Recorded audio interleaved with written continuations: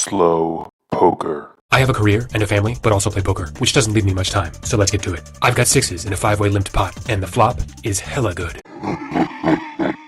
I bet 10 and get 2 callers. After this turn and 2 checks, I bet 20 and both players quickly call. Surely they're both drawing and would sell their souls for a straight or a flush. So hey Lucifer, cruelty is like your thing, right? How about you river me a 5 or a 10 or a queen or any diamond? Oh really? An offsuit deuce? That's the best you've got? I bet 75 and they both fold. You know, the Bible was right, Satan. You really are an asshole. I've got ace-8 suited in the hijack. 3 players flat the button straddle, as do I, and the straddler checks. The flop is 8 high, and after 3 checks, I bet 20, and both blinds call. I was here for hearts, not for top pair, but after all that flop apathy, I'm likely ahead. Only for now, though, there are plenty of bad turns, whether a straight completer or almost any Broadway card, unless it's that Broadway card. 2 checks to me, I bet 45, and small blind calls. Hard to put him on a hand except maybe a worse 8, a sticky lower pair, or a drawing hand like 10-9. On this river, small blind checks, I bet 95, and he beats me to the pot.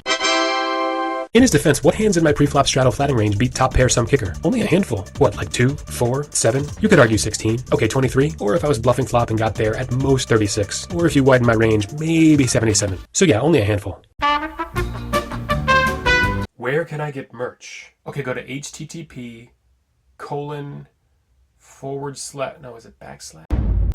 And now, Slow Poker presents the new mini-series. You do realize I have eyes, right? I've got queens on the button, raised to 15, and get called by the big blind. On this flop, I bet half pot, and he quickly calls. I don't love this turn, but in case he's only on a draw, I bet 25, and he calls. The river's not great, and after he checks, sure seems like he doesn't love that ace either. And he might have some showdown value, and I should bluff, but he's been calling pretty light all day. So instead, I wuss out and hope he just missed. After I give the big blind a friendly ribbing for his loose flop call, he corrects me that actually he flopped open-ended. No, you didn't table king 3 or king 7, you tabled king 8. I turned the king. Oh, did you? You know, normally I wouldn't notice all these things. But there are these 2 spheres between my nose and forehead that process images. I've got jacks in the cutoff, raised to 15, and both blinds call. On a 9 high flop, small blind donk leads for 25. I've lost track of how many times I've seen this move. It can be a draw like 10-8 or worse, but 90% of the time, it's ace-9 or king-9. Either way, he's behind, and another card's gonna cost another 50. He thinks a bit, double checks that all he's got is top pair, and then says, Second call, Brian, 1-2. And he mucks a king face up. I do him the courtesy of acknowledging his good read, Nice call. Lots of stuff. and then ask if he'll return the favor. For me, usually that's either king 9 or ace 9. But he tells me that while he was right about my pocket jacks, I was dead wrong about his hand, and that he folded queen 9. Now hold on, you had a king, because you showed a king to the whole table 4 seconds ago. And hey, maybe in your hand it was a queen, and now it's a king after really fast gender reassignment surgery, and if so, it's entirely the card's right, and I fully support that. But the likelihood does seem higher that maybe, just maybe, you might be a goddamn liar. And hey, pro tip, if you're gonna commit poker perjury, don't show the jury evidence that makes the prosecution's case, because I hate to break it to you, but I ran the numbers back at the lab, and you can't have queen 9 if you had a king. And you know how I know you had a king? All the retinas and lenses and... I'm not in this hand, but after a rivered king, big blind bets, button calls, big blind mucks as he makes the old I was bluffing face, and the pot goes to the button as he folds.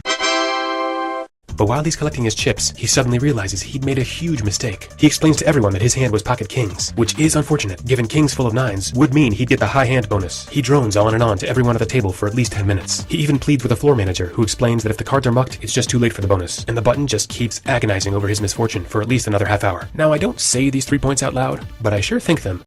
We've all moved on. Literally no one cares but you. If you really rivered kings full, you'd raise, not call. And finally, just before you mucked, you flashed your cards. Not kings. I've got kings, raised to 15, and get 3 callers. Big blind just transferred from a high stakes table with a stack of green chips tall enough to sell canned beans. Ho ho ho. Green giant. The flop's got 2 jacks, and while the red chip poker nerds argue I should c-bet around 18 to extract thin value and not allow free equity on a 4-way flop, I thought I might try something new, especially given one of these 3 players could have a jack. And if nobody shows strength, I get the sense asparagus spears over there might pounce on weakness. It's a bit risky, but I'll give it a shot. On this turn, as predicted, there's a $40 bet from lightly sauced Brussels sprouts, and I call. And on this river, sure enough, creamed spinach tosses in a $1.10. I was calling anyway, but my decision's even easier when I see his heaving chest, so I sugar snap pee it off. I call. You go, I got a 6. Nice try, Broccoli Rob. Ho ho ho. It's Robert! I've got aces and facing 2 limps. I raise to 30 from the big blind, and the first limper calls with whatever jack shit hand stinks enough for 5, but 30's fine if you spray a little Febreze, and this flop gives me a small discount at some hotels. I bet 35 and he quickly calls. The turn changes nothing. I bet 100, and that price may be too steep to chase 4 outs. And he tables his jack shit hand. Oh, he literally had jack shit. Wow, pretty good read by me.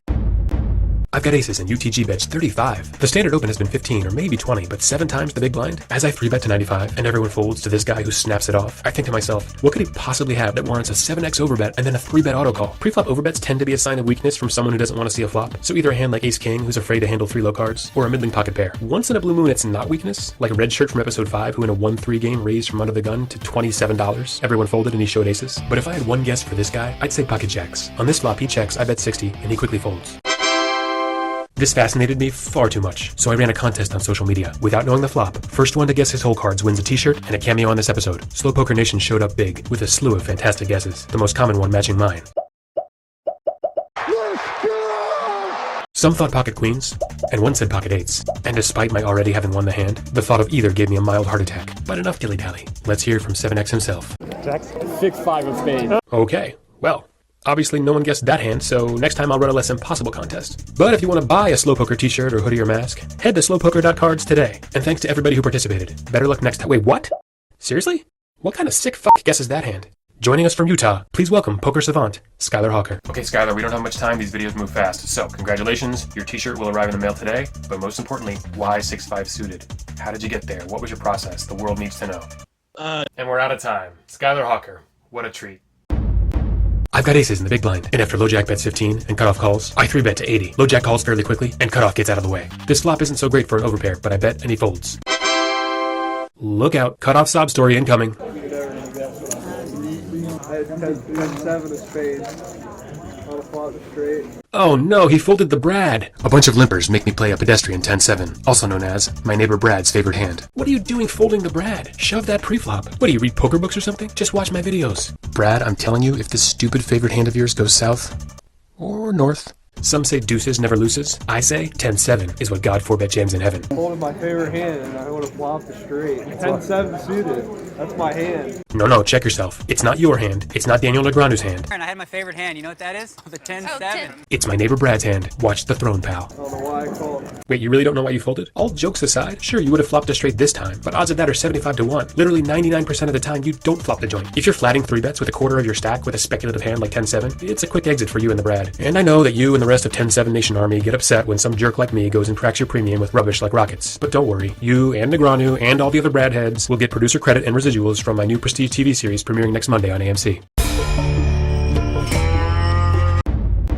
I've got aces in early position, raised to 15. On second thought, this one's gonna need some context. Rigby, I got a job. 2-figure score. How's that sound? Good. Alright, listen. When you play the WSOP next week, run the dirty diaper. Perfect. See you on the other side.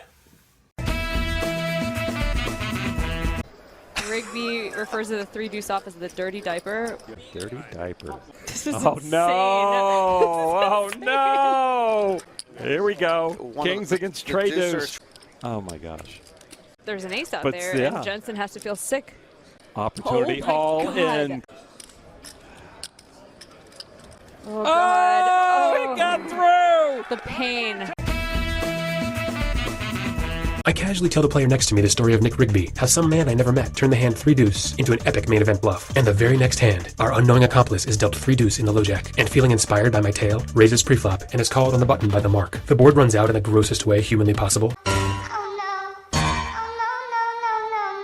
And the bait is on the hook. Now where were we? Ah yes. I've got aces in early position, raised to 15, and get called by the mark on the button and the big blind. On this flop, I bet 30 and get a call from the mark. On the turn, I bet 50 and he calls. The river goes check, check. I know you got a big hand, that's why I played it. Mission accomplished. Hook, line, and sinker, Rigby. Well done. Perfect. I'll send over your cut right now. What was it, 40? No. Right.